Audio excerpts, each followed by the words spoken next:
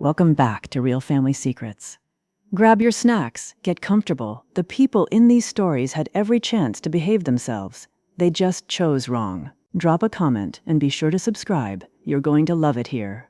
My name is Dana Whitfield, and for 6 years I was a private nurse to a man named Arthur Kessler. I thought I was just an employee who'd grown fond of a lonely old man. At his funeral, his lawyer said my name out loud, and the entire room went silent. I started working for Arthur when I was 28. He was 74 then, a widower, no children that anyone knew of, living alone in a large stone house outside Asheville that always smelled faintly of cedar and old books. The agency sent me for what was supposed to be a temporary post-surgical assignment. 6 weeks turned into 6 years. Arthur was difficult in the way that lonely, brilliant men often are, sharp-tongued, private, suspicious of kindness he hadn't paid for. It took almost a year before he started talking to me like a person instead of staff. It took another year before he started asking about my life, my mother, who'd raised me alone in Tennessee, my father, who'd left before I could remember him. What was your father's name? He asked me once, out of nowhere, while I was changing the dressing on his knee after a surgery. Raymond, I told him. Raymond Whitfield. Though I only know that from my birth certificate. He was gone before I turned 2. Arthur went quiet for a long moment after that, in a way I noticed but didn't understand at the time. He never brought it up again, not directly, though looking back, I think that was the moment something shifted in how he looked at me. Over the years, Arthur told me pieces of his life in fragments, the way lonely people do when they finally find someone willing to listen. He'd had a son, once, a boy named Gregory, who'd left home at 19 after a bitter argument and never came back. Arthur didn't know if Gregory was even still alive. He'd hired investigators twice over the decades and found nothing. I stopped looking after the second one, he told me one evening, staring into a glass of scotch he mostly didn't drink. Some doors, you have to accept, are just closed. Arthur's health declined slowly over the 6th year I worked for him. Heart failure, the kind that doesn't announce itself dramatically, just steals a little more each month. He passed in his sleep on a Sunday morning in late autumn, and I was the one who found him. I sat with him for almost an hour before calling anyone. 6 years is a long time to care for someone, longer than some marriages last. The funeral was small, a handful of old business associates, a distant cousin from Ohio, and me, standing near the back where staff typically stand. Arthur's lawyer, a precise, silver-haired man named Foster Alden, asked everyone to gather afterward for the reading of the will. I almost didn't stay. I assumed I had no reason to be there beyond perhaps a small severance mentioned somewhere in the fine print. Foster Alden read through the standard bequests first. The cousin received a modest sum. The housekeeper received 3 months' salary. A few charities received donations. Then he paused, adjusted his glasses, and looked directly at me. The remainder of the estate, he read slowly, including the residence, all investment holdings, and the entirety of Kessler Manufacturing shares, is to be left to my granddaughter, Dana Whitfield. The room went completely silent. I remember someone's chair creaking. I remember the cousin from Ohio turning to stare at me like I'd grown a second head. "I'm sorry," I said, my voice barely working. "I think there's been some mistake. I'm his nurse. I'm not related to Arthur." Foster Alden looked at me with an expression I can only describe as patient sympathy. "Miss Whitfield, Arthur commissioned a paternity and lineage investigation 18 months ago. He asked me to hold the results confidentially until his passing. Your father, Raymond Whitfield, was Arthur's son. He changed his name after leaving home at 19, following the argument Arthur mentioned to you.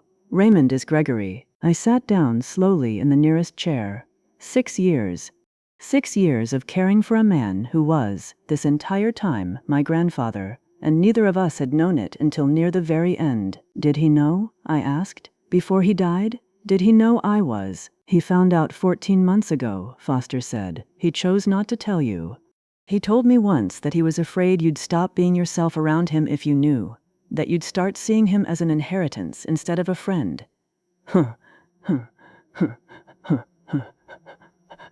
I remember that evening he asked about my father's name, the way he went quiet afterward. He'd already begun to suspect, that day, sitting there with his knee freshly bandaged, and he'd carried that possibility alone for 2 more years before confirming it. and then carried the confirmation alone for over a year after that. The distant cousin from Ohio, a man named Preston Kessler, did not take the news well. He hired a lawyer within the week to contest the will, arguing undue influence, the classic accusation against caretakers who inherit from wealthy clients. Foster Alden was ready for exactly this. He produced the paternity investigation results, correspondence between Arthur and the investigator dating back 18 months, and a video recording Arthur had made specifically for this scenario, recorded 3 months before his death. I watched that recording in Foster's office 2 weeks later, and I will never forget it as long as I live. Dana, Arthur said, looking directly into the camera, if you're watching this, it means I'm gone, and it means someone is likely challenging what I've decided, because that is exactly what small, greedy men do when real love makes them uncomfortable. You are my granddaughter. I confirmed it the year before I'm recording this, and I chose to keep loving you the same way I always had, because I did not want 6 years of something real to become, in your eyes, a business transaction I was auditioning you for. You cared for me before you knew what I had. You'll inherit it now knowing exactly what it means. There is no undue influence here. There is only a family that finally found each other, too late for most of it, but not too late for all of it. Preston's lawsuit collapsed within a month. The video, combined with the paternity documentation, left no room for the argument he'd tried to build. I kept the house. I still live there, actually. I couldn't bring myself to sell it, not after everything it represented. I sold my stake in the manufacturing company to a management group that had been running daily operations for years anyway, and I used part of that money to fund a scholarship for nursing students, in Arthur's name. I visit his grave every Sunday. I tell him about the scholarship recipients, about the small renovations I've made to the garden he loved, about how strange and wonderful it still feels, some mornings, to wake up in a house that belongs to me because a lonely old man decided, quietly and privately, that blood found late is still blood worth claiming. If this story moved you, subscribe for more real family stories and tell us in the comments, do you think Arthur was right to wait before telling her?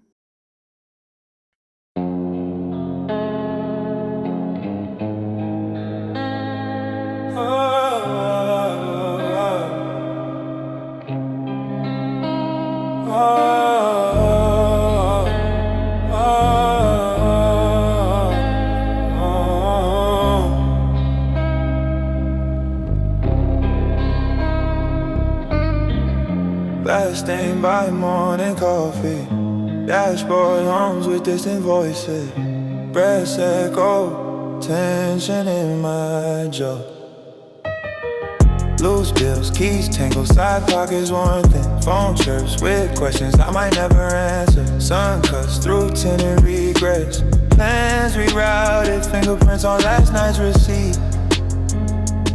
Old names flare and brief notification. We trade honesty for comfort, one laugh at a time. Counting all the reasons I keep moving.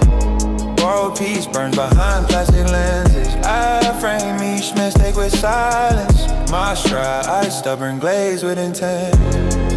If you see me, let me pass. Truth ride, shotgun and doubt fills the trunk. Every glance a test.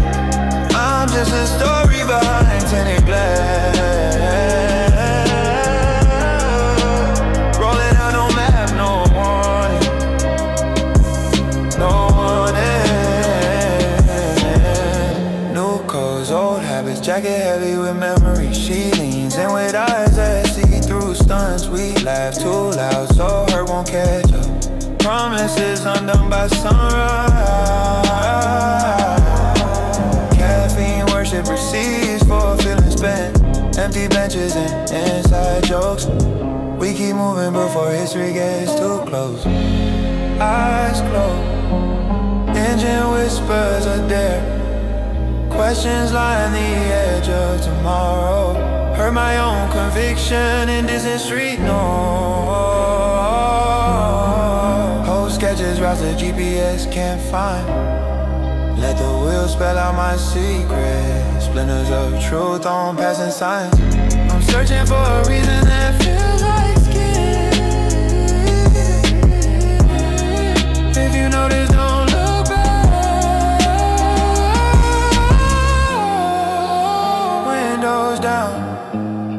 new day waiting. Steps echoing fresh concrete. Nothing on, nothing left beyond.